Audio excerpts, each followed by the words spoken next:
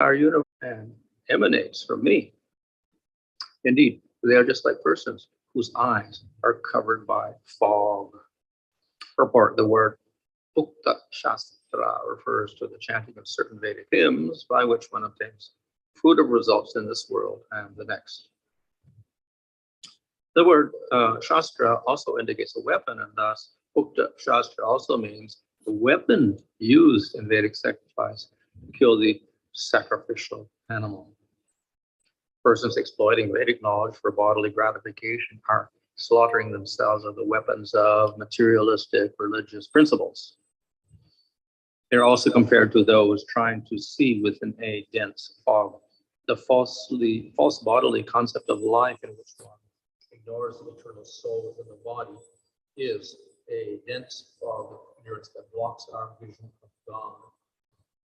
Lord Krishna therefore begins his instruction in Bhagavad Gita by clearing away the dense ignorance of the bodily concept of life. Religion means the law of God. The Lord's final order or law is that every condition shall surrender unto him, learn to serve and love him, and let's go back to God. This is the process of Krishna consciousness. Translation: like if a person is dedicated to sense gratification obtained through honoring Vedic rituals, going to understand that I am situated in everyone's heart, that the entire universe is not different from me and emanates from me. Indeed, they are just like persons whose eyes are covered by fog. So in the previous verses, Krishna was talking about how the Vedic literatures give concessions to people who want to enjoy. Hare Krishna. இதற்கு முன்னால் உள்ள பதங்களில் கிருஷ்ணர் வேத சாஸ்திரங்களின் அடிப்படையில் நடத்தப்படும் மூலமாக பெறப்படும் சலுகைகளை பற்றி விவரித்தார். So these are prescriptions for people on a lower level, but this is not the ultimate goal. இது தாழ்ந்த நிலையில் உள்ள மக்களுக்காக கொடுக்கப்பட்ட ஒரு வழிமுறை. இது உன்னதமான ஒரு குறிக்கோளாக இருக்க முடியாது. So that is stated here where it says that these people do not know me. அதுவே இங்கு விவரிக்கப்பட்டுள்ளது. அத்தகைய மக்கள் என்னை அறிவதில்லை என்று சொல்கிறார். And who is the Lord? Who is Krishna? பகவான் யார், கிருஷ்ணர் யார் என்பதை அவர்கள் அறிவார்கள். He is hṛdi-stham. He's situated in the heart. அவர் அனைவரது இருதயங்களும் வீற்றிருக்கிறார். Of course, we can also argue, well, the jiva is in the heart. Also, what's so special about the Lord being situated there?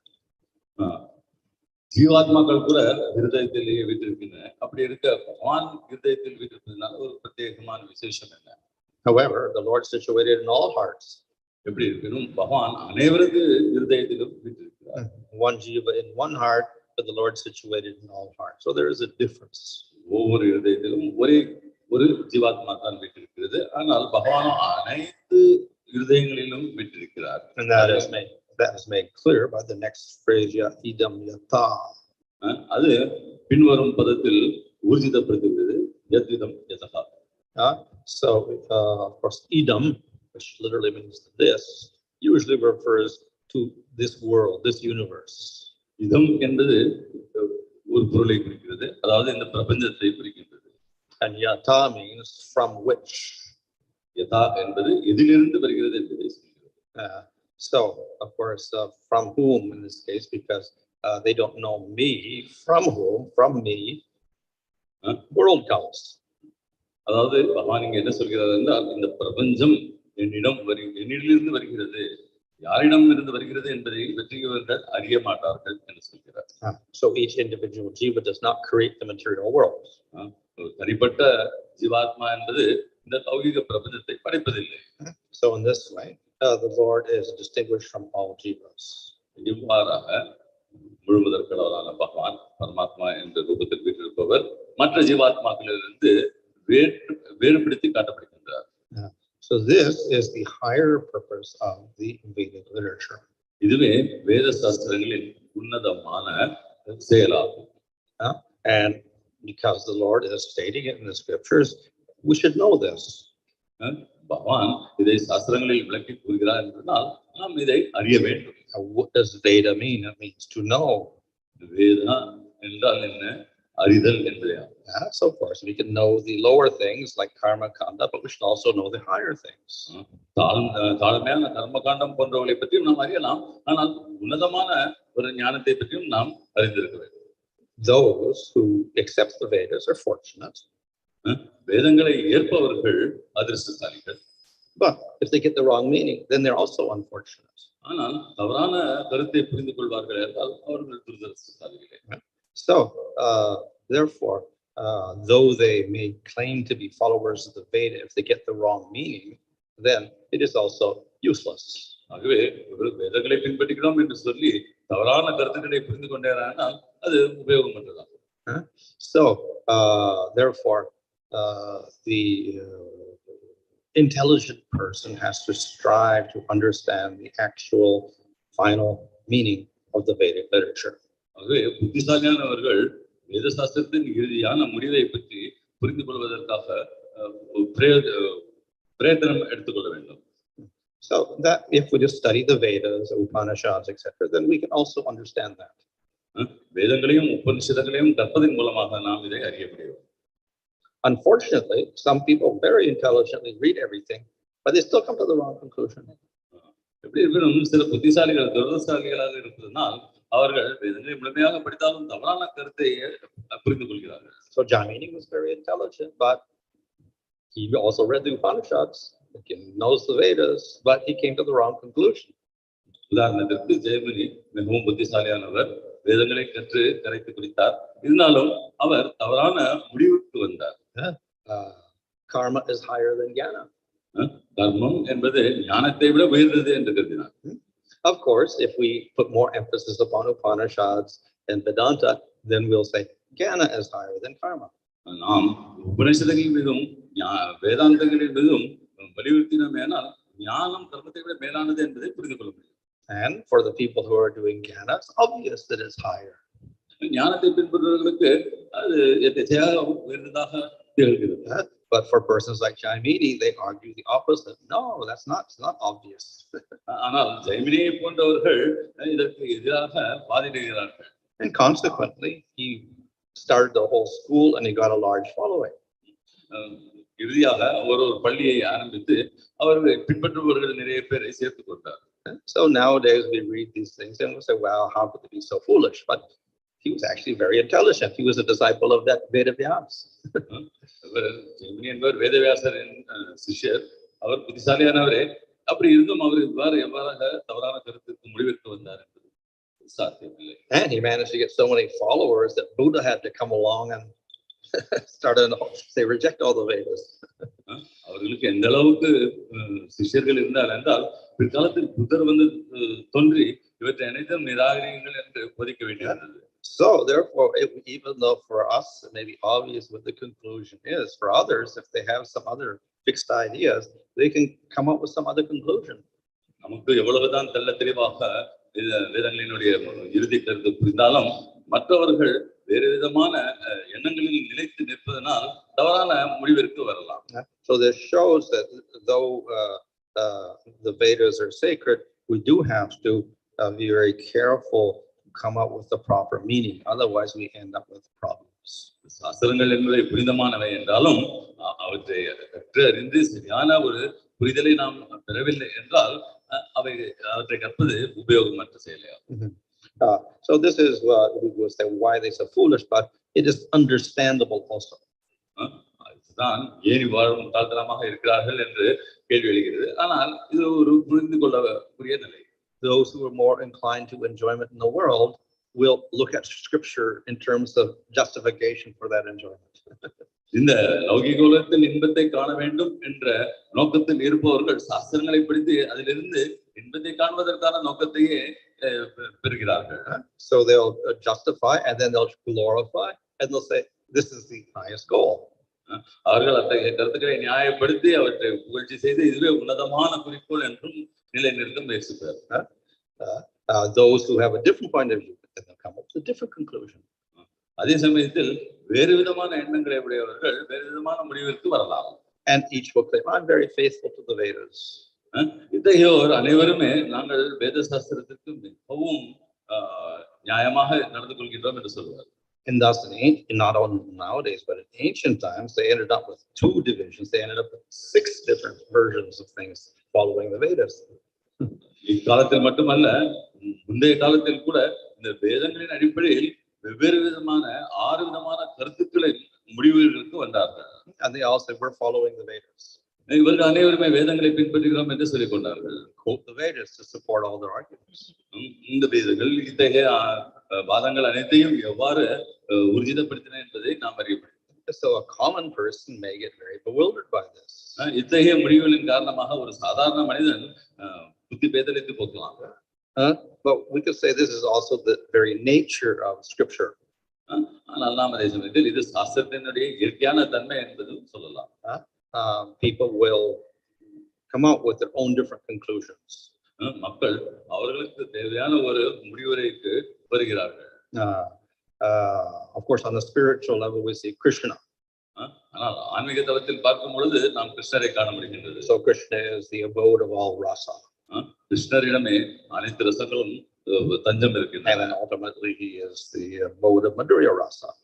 இறுதியாக அவர் மாதுரிய ரசமும் அவரிடம் தான் தஞ்சம் அடைந்திருக்கிறது. But those who are in Sakya rasa will see him as the abode of Sakya rasa. Say that's the highest. ஆனால் சக்கிய ரசத்தில் இருப்பவர்கள் கிருஷ்ணரிடம் சக்கிய ரசம் மட்டுமே இருக்கிறது என்றும் அதுவே உன்னதமான ஒரு ரசம் என்றும் கூறுவார்கள். And those in Vatsalya rasa will see he's the abode of Vatsalya rasa. அதே போன்று வாத்சல்ய ரசத்தில் இருப்பவர்களும் வத்சல்ய ரசமே உன்னதமானது என்று சொல்லுவார்கள். So in terms of Krishna, yes, it's all true. கிருஷ்ணரின் லோகத்திலிருந்து பார்த்தால் இவை அனைத்தும் உண்மை. Because according to the individual, Krishna responds and they are completely satisfied. ஏனெனில் ஒவ்வொரு தன்மைக்கேற்ப கிருஷ்ணர் பதிலளிக்கிறார், அனைவரும் திருப்தி அளிக்கிறார்கள். So Bhagavatam is also something like that. Bhagavatam கூட இதை போன்றது. Different people look at it, people get different meanings. வெவ்வேறு நோக்கத்துடன் பார்க்கும் வெவ்வேறு மக்களுக்கு வெவ்வேறு விதமான அர்த்தங்கள் புரிகின்றன. In the same with Bhagavad Gita. பகவத்கீதையும் அதே போன்றது. So some people will interpret as glorification of karma. சிலர் பகவத்கீதையை கர்மத்தை புகழும் ஒரு நூல் என்று சொல்வார்கள். Others will take as glorification of jnana. மற்றும் சிலர் அதை ஞான யோகத்தை புகழ்வதாக ஏற்றுக்கொள்வார்கள். And others will take as glorification of bhakti.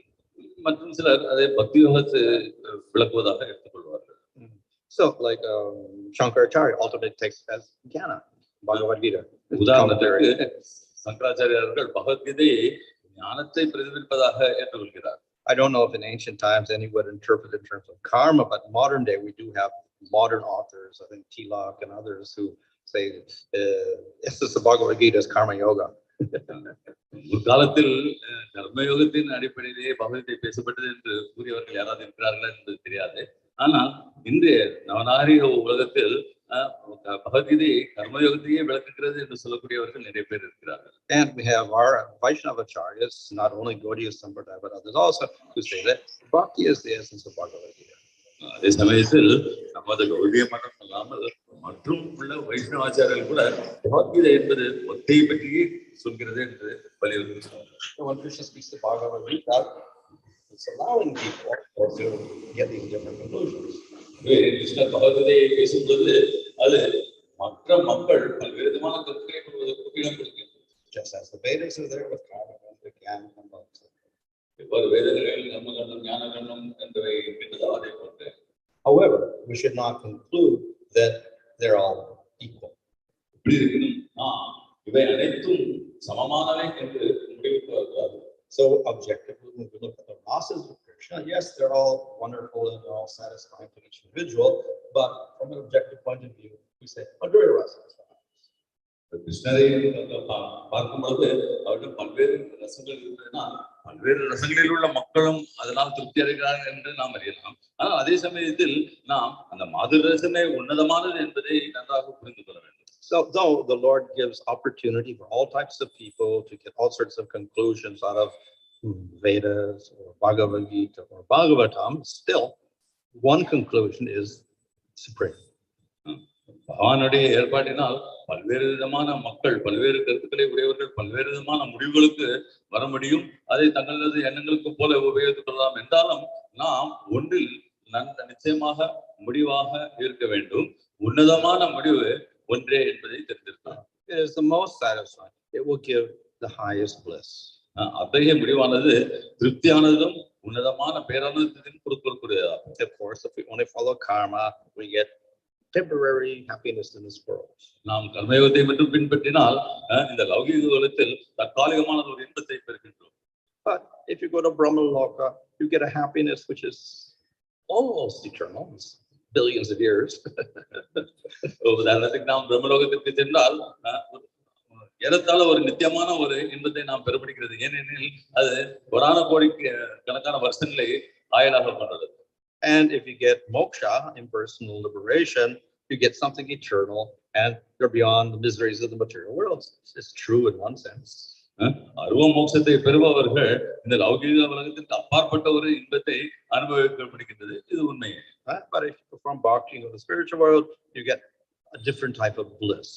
ஆனால் பக்தி யோகத்தை கடைபிடித்த ஆன்மீக உலகத்திற்கு சென்றால் நாம் வேறு விதமான ஒரு பேரானந்தத்தை பெறுகின்றோம்.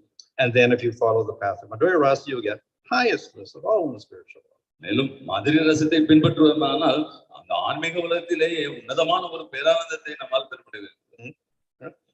So everything indicated in the Vedas you could follow, but nevertheless there is one final result which is the best. சாஸ்திரங்களின் அடிப்படையில் சொல்லப்பட்டுள்ள அனைத்தையும் நாம் பின்பற்றலாம், ஆனால் அனைத்திற்கும் மேல உன்னதமான ஒரு முடிவே என்பது கொடுக்கப்பட்டுள்ளது. And if we don't attain that, then we are unfortunate. அத்தகைய ஒரு முடிவை நம்மால் பெற முடியவில்லை என்றால் நாம் துர்தர்ஷனம்.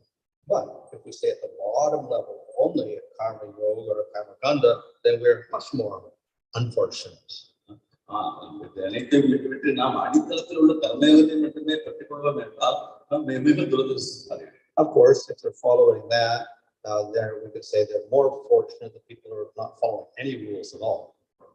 ஒரு கர்மயோகத்தை பின்பற்றுபவர் அதிர்ஷ்டசாலி என்று சொல்லிக்கொள்ளலாம். ஏனெனில் அந்த கர்மயோகத்தை கூட பின்பற்றாமல் வேதத்தையே அணுகாமல் இருப்பவர்கள் அவர் மேலானவர். So at least it's part of the Vedic system. இது வேத அணுகுமுறையின் ஒரு பகுதியாகும். But if they don't follow properly, it's not too useful at all. ஆனால் இதை சரியான முறையில் பின்பற்றவில்லை என்றால் அது உபயோகமற்றதாகிறது. So therefore here it says it's like having your eyes covered with fog. அதுதான் இங்கு ஒரு உதாரணம் காட்டப்பட்டுள்ளது, பனிமூட்டத்தினால் மறைக்கப்பட்ட பார்வை என்று. So if you can't see because of the fog, you will stumble and fall or walk off a cliff or bump into a whatever a truck or something. நாம் பனிமூட்டத்தின் காரணமாக பார்வை பார்க்க முடியவில்லை என்றால் நாம் இடறி விழுவதற்கோ அல்லது வேறொரு பொருள் மோதிக்கொள்வதற்கோ வாய்ப்பு உண்டு. So in other words, yeah, even if we are following the Vedas, but we have the completely wrong idea because we're just following karma kanda for sense gratification, that is not much better than not following anything. ஆனால் அதே சமயத்தில் வேதத்தை புலனின்பங்களை பெறுவதற்காக தர்ம காரணத்தின் அடிப்படையில் பின்பற்றுவோமானால் அது வேதங்களை பின்பற்றாமல் இருப்பவர்களை விட மேலானதாக கருத முடியாது. The only advantage we can argue is that because they are following the Vedas, if they correct their ideas, then they can advance. நாம் நினைக்கக்கூடிய ஒரு நல்ல விஷயம் அதில் என்னவென்றால் அவர்கள் தங்களுடைய அணுகுமுறையை வேதத்தின் அடிப்படையான அணுகுமுறையை மாற்றிக்கொள்ள முடியும் என்றால் அவர்கள் முன்னேறுவதற்கு வாய்ப்பு உண்டு. So at least they have eyes, and we take away the fog, then they can be useful. ஆகவே அத்தகையவர்கள் சரியான பார்வையை பெற்று அந்த பனிமூட்டம் என்பதை விளக்க முடியுமே, ஆனால் அவர்கள் அந்த உண்மையான பிரயோஜனத்தை பெற முடிகிறது. So such people have to be educated. அத்தகைய மக்களை நாம் கற்பிக்க வேண்டும். The same applies to bhakti. Now we do bhakti, it is much better than karma or jnana. இதே ஒரு நிலை பக்தி யோகத்திற்கும் உகந்ததாகும். பக்தி யோகம் என்பது கர்மம் ஞானத்தை விட மேலானது. But then we get the mixed bhakti and we get the pure bhakti. ஆனால் பக்தி யோகத்தில் கூட கலப்படமானது ஒரு பக்தி, ஒரு தூய்மையான பக்தி என்று இரண்டு வகை.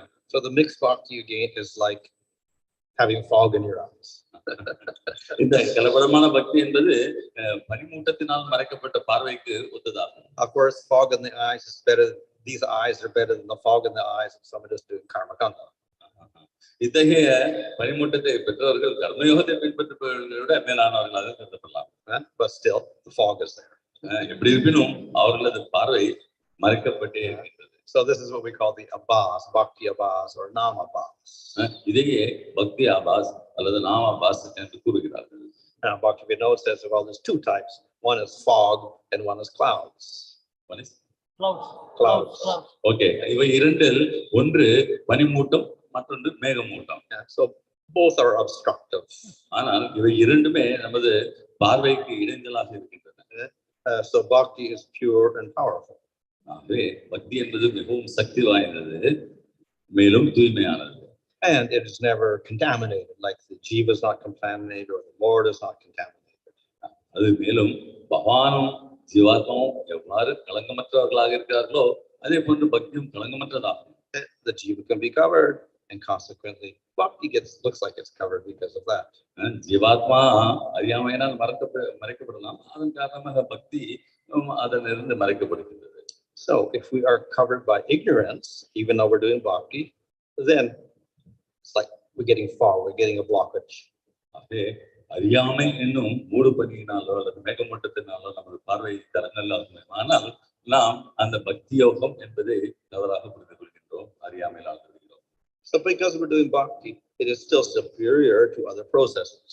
ஆனால் அதே சமயத்தில் ஏதோ ஒரு விதத்தில் நாம் பக்தி யோகத்தில் அணுகுகின்றோம், பக்தி யோகத்தை அணுகுகின்றோம் என்ற காரணத்திற்காக மற்ற வழிமுறைகளை பின்பற்றுவது மேலாக கருதப்படுகிறது. But because we got fog in our eyes, to get the final goal, it's very, very difficult. ஆனால் அறியாமை என்னும் மேகமூட்டத்தினால் நமது கண்கள் பார்வை மறைக்கப்பட்டிருப்பதனால் நம்முடைய உன்னதமான அந்த குறிக்கோளை அடைவது என்பது அரிதாகிறது. So what is the solution? இதற்கு we get rid of the fog. இதற்கு நாம் அந்த அறியாமை என்ற மேகமூட்டத்தை விலக்க வேண்டும். How do we do that? We get rid of the ignorance. இதை நாம் எவ்வாறு செய்ய முடியும்? அறியாமை என்பதை விலக்குவதன் மூலமாக.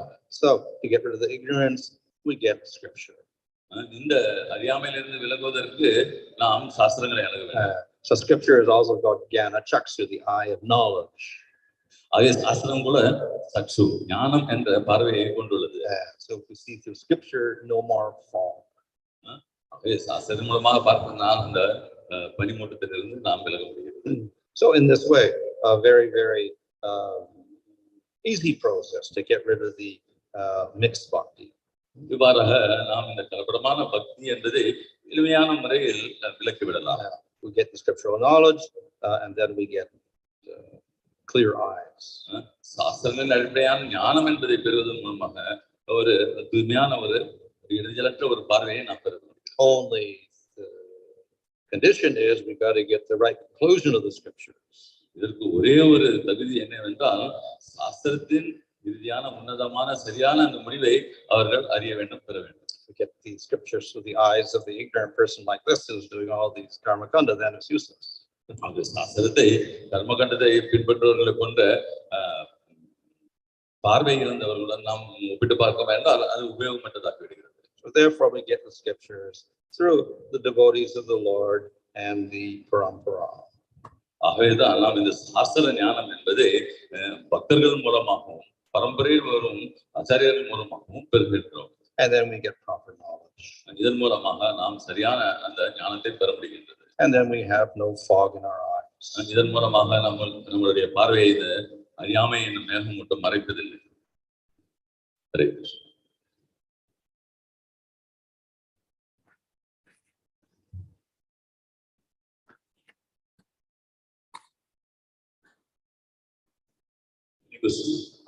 Yeah.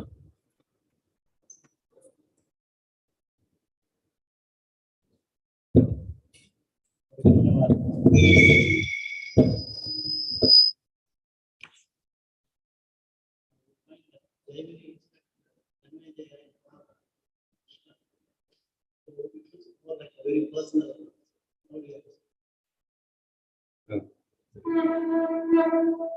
In Mahabharata, end of Mahabharata, Jananti is doing the yajna. They will instruct him of putting Lord Krishna many times. How do you understand?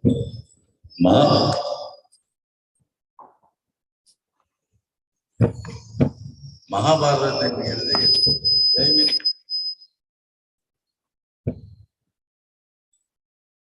பகவான் கிருஷ்ணருக்கு கர்மயோகத்தை போதிப்பதை காண்கிறோம். நாம் இதை எவ்வாறு புரிந்து கொள்ள வேண்டும்? Well, of course, he's also in the Hṛdi-sthāṁ speaking bhakti. அதே பிருஹத் மகாநாமத்தில் பக்தியை பற்றி பேசுவதையும் நான் காணலாம். So Sanatana Goswami explains that actually he's also a devotee of the Lord. அவர் கூட மகான் பக்தரே. Of course, we could also say Shankaracharya is a devotee of the Lord also. அதே சமயத்தில் நாம் சங்கராச்சாரியர் கூட மகானுடைய பக்தர் என்று கூறலாம். But they take certain roles to fulfill certain purposes of the Lord. ஆனால் அவர்கள் சில பாத்திரங்களை ஏற்கிறார்கள், சில விதமான நிர்பந்தங்களை பூர்த்தி செய்வதற்காக.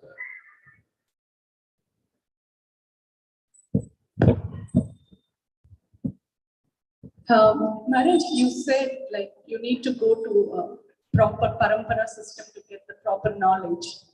So Jaimini, in spite of being Vyasadeva's disciple, why did he misunderstand the conclusion, Maharaj? I just answered that. Janani, I just answered him. இப்பொழுது செட்டமன் கூறிய கேள்விக்கான பதில் பொருந்தும் இந்த கேள்விக்கு.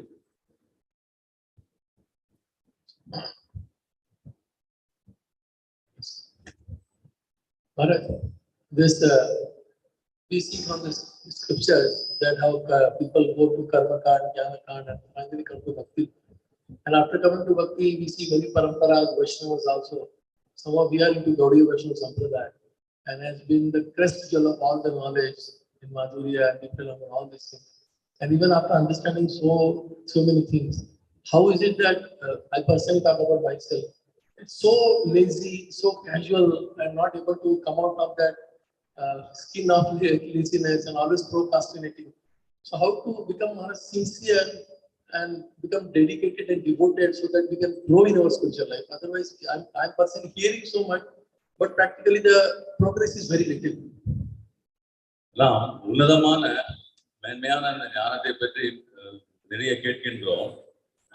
உன்னதமானது மாதிரி ரசமே என்பதை அறிகிறோம். நம்மளது பரம்பரையில் கூட நாம் இதை பற்றி நிறைய கற்கின்றோம். இருப்பினும் இறுதியில் அவற்றை பழகும் பொழுது மிகவும் கடினமாக இருக்கின்றது. அதை நாம் ஸ்ரத்தையுடன் பற்றுடன் செய்ய முடிவதில்லை. எவ்வாறு நாம் பக்தியில் முன்னேற முடியும்? So first step is to understand the truth and accept it. முதல் படி என்னவென்றால் நாம் அந்த உண்மையை புரிந்து கொள்ள வேண்டும், ஏற்றுக்கொள்ள வேண்டும். So we have plenty of scriptures available for that. இத்தகைய விளக்கங்களை பற்றி வேதங்களில் நிறைய இருக்கின்றன. But then the second step is to get a taste and a realization of that. இரண்டாவது படி என்னவென்றால் அதற்கான ஒரு ருச்சியை நாம் பெற வேண்டும், அதிலிருந்து நாம் மேலும் பழக வேண்டும். So both are necessary. ஆகவே இந்த இரண்டு படிகளும் நிலைகளும் மிக மிக அவசியம். But if we, of course, we could say of the two, maybe the easier is to get the knowledge. இந்த இரண்டு நிலைகளில் ஞானத்தை பெறுவது சுலபமானது என்று நாம் சொல்லலாம். But to not get the taste is compared in, I think, Bhagavad-gītā, it's like cooking your vegetables without salt. அத்தகைய ஒரு ருச்சியை பெறாமல் போவது என்பது மிகத்தில் விளக்கப்படுவது என்னவென்றால் உப்பை கலக்காமல் சமைப்பதற்கு ஒத்ததாகும். So something is missing. அந்த நிலையில் ஏதோ ஒன்றை நாம் இழந்திருக்கின்றோம். So how do we develop taste? ஆகவே இந்த ருச்சியை நாம் எவ்வாறு வளர்த்துக் கொள்வது? So that is the whole purpose of bhakti. பக்தியின் முழு நோக்கமும் இதுவே. We follow certain rules and regulations, and the purpose is not just to follow rules and regulations. The whole purpose is to develop that taste. நாம் பலவிதமான சட்டதிட்டங்களை பின்பற்றுகின்றோம். அவற்றிற்கு காரணம் சட்டங்களை பின்பற்ற வேண்டும் என்பது மட்டுமல்ல, அதிலிருந்து நாம் பெற வேண்டிய ருச்சியே மிகவும் முக்கியமானது. So development of bhakti means, in one sense, development of taste. பக்தியை வளர்ப்பது என்றால் அதற்கான ருசியை வளர்த்துக் கொள்வதே பொருள். So if the taste never develops, that means something is wrong with the bhakti. அத்தகைய ருசி நாம் பெறவில்லை என்றால் நாம் செய்யும் பக்தியில் ஏதோ ஒரு குறை இருக்கிறது என்பதை புரிந்து. So therefore, we have to go back and examine very carefully our execution of bhakti itself. ஆகவே நாம் செய்யும் பக்தி யோகத்தில் உள்ள குறைகளை பற்றி பின்னோக்கி சென்று அலசி ஆராய வேண்டும். Of course, the power of bhakti is such that we see even in the case of accidental bhakti, it has a great power. அதே சமயத்தில் பக்தியினுடைய சக்தி எவ்வாறானது என்றால் எதேச்சையாக ஒருவர் நாமத்தை உச்சரித்தால் கூட பக்தி செய்தால் கூட அவருக்கு பலன் கிடைக்கும். So even if we're not doing things properly or whatever, but we don't commit offense, then we can also gradually progress haphazardly somewhat. We can go somewhere.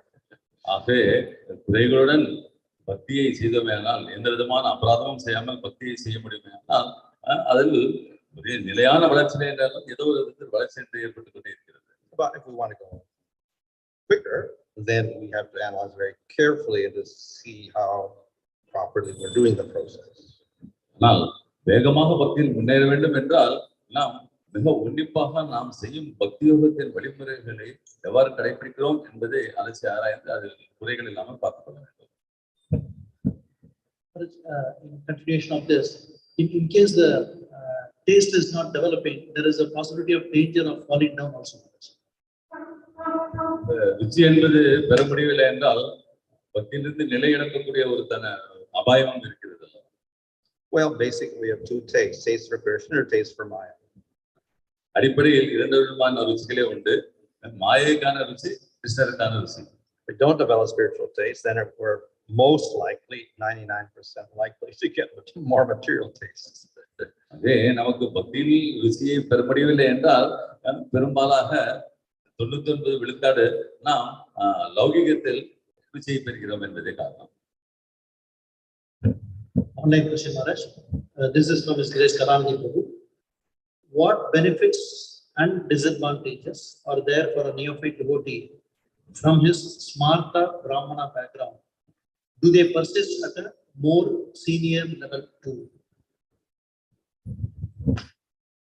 ஸ்மார்த்த பிராமண பின்புலத்திலிருந்து வரும் ஒரு ஆரம்ப நிலை பக்தருக்கு எந்த விதமான அனுகூலங்களும் அபாயங்களும் பக்தி யோகத்தை பின்பற்றுவதில் இருக்கு. Advantages? Both advantages and disadvantages. So, advantages could be if they're following very properly, then they will have some sympathy at least for the practices of bhakti. இதில் அனுகூலம் அத்தகைய பின்புலம் உள்ளவர்களுக்கு அனுகூலம் என்னமாக இருக்க முடியும் என்றால் அவர்கள் சரியான முறையில் பக்தியோகத்தை அணுகுவார்கள் ஆனால் அதற்கு ஒரு அனுதாபமும் அதை புரிந்து கொள்ளக்கூடிய சக்தியும் இருக்கிறது. But as far as disadvantages is, they may be very attached to their practices and their beliefs. ஆனால் துரதிர்ஷ்டமான குறைகள் என்னவாக இருக்கக்கூடும் என்றால் அவர்கள் தங்களுடைய வழிமுறைகளின் மீது உள்ள ஈடுபாடையும் பற்றியும் அதிகமாக கொள்கிறார்கள். And therefore they won't want to give up anything. அதன் காரணமாக அத்தகைய நியமங்களை விட்டுவிடாமல் போகிறார்கள். They may not want to give up certain philosophical differences. சில தத்துவ ரீதியான வேறுபாடுகளையும் அவர்கள் மறக்க முடிவதில்லை. And they may not want to give up certain practices which are not so necessary. தேவையற்ற சில வழிமுறைகளையும் அவர்கள் விட்டுக் கொடுப்பதில்லை. So, of course, from the point of view of bhakti, we say you can do everything, but don't be attached to it. பக்தியின் நோக்கிலிருந்து நாம் பார்க்கும் பொழுது நீங்கள் இவை அனைத்தையும் செய்யலாம், ஆனால் அதன் மீது அதிக பற்றை வளர்த்துக் கொள்ளாது என்பதே. If you are attached to those practices and you think if I don't do them, I'm sinful, then that's an obstacle in the covering of bhakti. So, அத்தகைய வழிமுறைகளை நாம் பின்பற்றவில்லை என்றால் அது பாவகரமானது என்று நினைத்து அதன் மீது பற்றை வளர்த்துக் கொண்டோமே ஆனால் அது பக்திக்கு தடங்களாக விளங்குகிறது.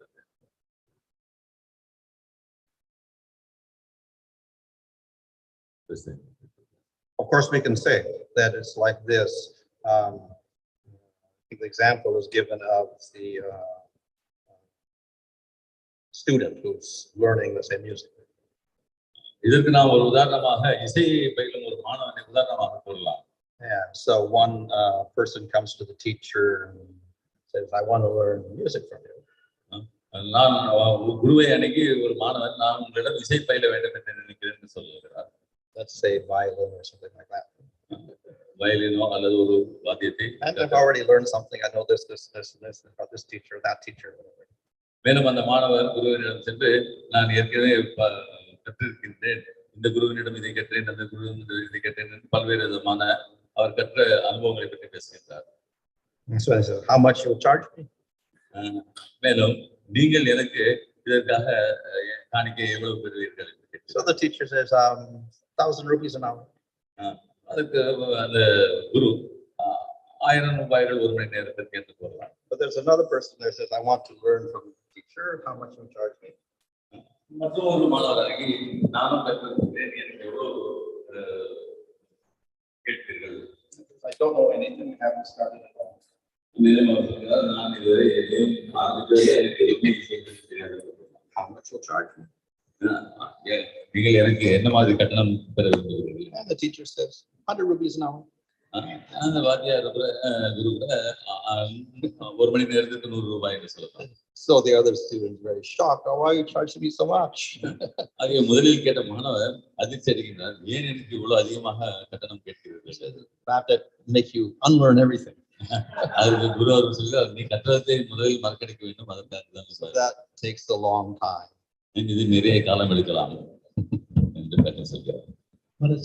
Here is a question from Suresh Srinivasapu. How do you understand the Sandhya Vandanam performed by Gopala Bhatta Goswami? Gopala Bhatta Goswami அவர்களால் செய்யப்பட்ட சந்தியாவந்தனத்தை நாம் எவ்வாறு புரிந்து கொள்ள வேண்டும்? How do we understand it? Godi from Acharya, he himself was performing Sandhya Vandanam. Well, as I say, you can do Sandhya Vandana, and probably many of the followers of Lord Chaitanya also did. சந்தியாவந்தனம் என்பதை நாம் செய்யலாம், எதினமா பின்பற்றியவர்கள் கூட பெரும்பாலானோர் இதை செய்தார்கள். But also not attached to it. ஆனால் அதே சமயத்தில் அதிகம் பற்றுக் கொள்ளவில்லை. If it comes to a choice between Sandhya Vandana or worshiping the Lord directly, they'll worship the Lord. சந்தியாவந்தனத்தை செய்ய வேண்டுமா அல்லது பகவானை வழிபட வேண்டுமா என்ற நிலை வரும்போது அவர் பகவானை வழிபடுவதை ஏற்றார்கள். And if they can do both, fine. மேலும் அவர்கள் இரண்டையும் செய்ய முடியும் என்றால் நன்று. But if they're not qualified for Sandhya Vandana, being a Sudra or whatever, no problem. They can still worship the Lord. ஆனால் அதே சமயத்தில் சந்தியாவந்தனத்தை செய்வதற்கு தகுதியற்றவர்களாக இருந்தாலும் அவர்கள் கூட பகவானை வழிபடலாம். So because you're doing Sandhya Vandana and worshiping the Lord, that does not make you better in your worship than a person who doesn't do Sandhya Vandana and is a Sudra and worshiping the Lord, who's qualified. Doesn't make them better. ஆகவே சந்தியாவந்தனத்தை பெற்று பகவானை வழிபடுவர் சந்தியாவந்தனத்தை பெறாமல் பகவானை வழிபடுவதை ஒரு எந்த விதத்திலும் மேலானவராக ஆகிவிட முடியாது. This is from Smriti Krishna Prabhu. Maharaj, how is it possible that one is dedicated to self gratification and also perform Vedic rituals? Are they doing these rituals to get rid of their effects from the karma incurred, or do they for show off to perform the rituals to make others think that they are religious? உலகத்தில் ஈடுபட்டவர்கள் யாகங்களில் கர்மகாண்டத்திற்கு செய்யப்படும் இந்த யாகங்களை ஏன் செய்கிறார்கள்? வெளியில் மகட்டு காண்பித்துக் கொள்வதற்காகவா அல்லது அதனுடைய தாங்கள் செய்யும் செயல்களினால் ஏற்படும் பாவ விளைவிலிருந்து தப்பிப்பதற்காகவா? Well, there's different types of people performing these acts. இந்த இத்தகைய யாகங்களை செய்வதற்கு பல்வேறு விதமான மக்கள் இருக்கிறார்கள். Some are doing it as a tradition so they can live comfortably this life and next and not thinking too much even about liberation. சிலர் பாரம்பரியமாக செய்து வருகிறார்கள். அவர்கள் இந்த லௌகிக உலகத்தில் வசதியாகவும் இன்பமாகவும் வாழ்வதற்காக இதை செய்கிறார்கள். அவர்கள் முக்தியை பற்றி கூட நினைத்து பார்ப்பதில்லை. Others, of course, then they see there's a higher goal. மற்றும் சிலர் மேலும் உன்னதமான ஒரு குறிக்கோளுக்காக and eventually they just do the activities nishkama karma yoga. அத்தகையோர் இதை நிஷ்காம கர்ம யோகம் என்ற முறையில் செய்யலாம். So they do them as a duty without being attached to material results at all. அதாவது தங்களுடைய கடமை என்ற ஒரு காரணத்திற்காக எந்த விதமான பற்றும் கொள்ளாமல் இத்தகைய செயல்களில் ஈடுபடலாம். Then we have others who may be doing them as a devotee, so they're doing them not because they're attached to them, but simply to set an example for others, but their main interest is bhakti. ஆனால் அதே சமயத்தில் பக்தர்கள் கூட இதை செய்யலாம். அதுக்கு காரணம் அவர்கள் அதன் மீது கொண்டுள்ள பற்றோ ஈடுபாடோ அல்ல, பக்தியில் ஈடுபட்டு இருக்கும் போது மற்றவர்களுக்கு வழிகாட்டுவதற்காக அதை அவர்கள் பின்பற்றலாம். And there's others who are not doing anything, they're just doing bhakti. மேலும் சிலர் இத்தகைய சடங்குகள் எவற்றிலும் ஈடுபடுவதில்லை, அவர்கள் பக்தியை மட்டுமே செய்கிறார்கள். We have about 50 plus online devotees, but due to internet connection, now at the temple level, we are not able to connect. Sorry. Srimad Bhagavatam ki, Srila Prabhupada ki, Jai. Mr. Maharaj ki. Jai.